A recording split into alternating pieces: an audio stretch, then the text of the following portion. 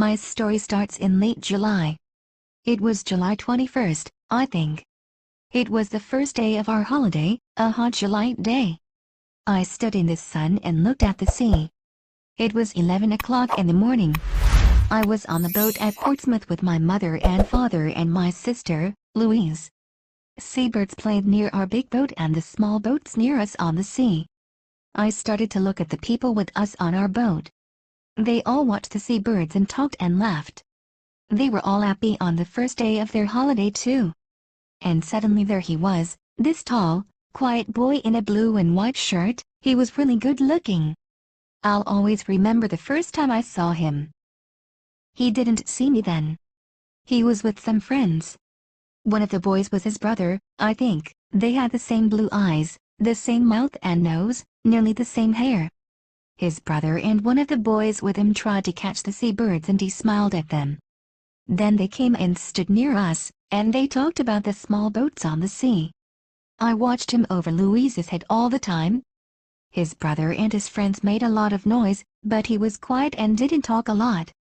Then suddenly he looked at me and his eyes stayed quietly on me and he smiled his lovely smile with his shy blue eyes.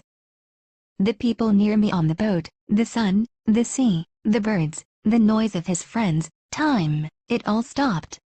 At that moment there was only him and me and him. Him and his smile for me. Only the two of us. Slowly, very slowly, the boat started to move away, across the water to Spain. It takes a day and a night on the boat from Portsmouth to Santander, in Spain. A day and a night together, on the same boat with him. We'll be on this boat for a day and a night. Perhaps I can talk to him before we arrive there. Perhaps I'll see him again this evening. It was a big new boat with cafes, shops, a cinema and a disco. In the evening Louise and one went to the disco together. We had a Coke and listened to the music and watched the dancers. But he wasn't there. Then suddenly a tall boy in a black and white shirt came in. It was him. He was with a friend. They stopped and looked slowly at all the people in the disco. It was dark in there and he stood and looked for a long time. Then he saw me and he smiled a big, friendly smile. I wanted to stand up and sing and dance. Dance with him. He came across the room and stopped near our table and he asked me to dance. Suddenly he wasn't shy with me. We danced together for a long time after that. But then I looked up and there was a second tall boy in a blue and white shirt at the door of the disco, with the same eyes and the same mouth and nearly the same hair.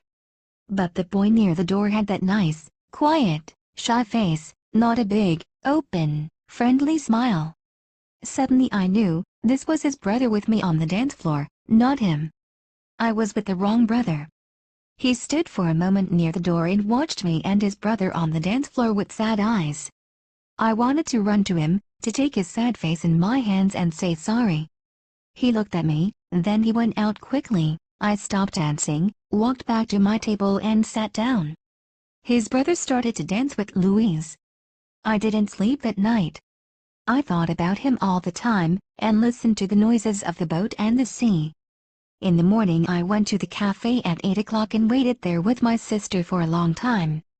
I wanted to say sorry to him.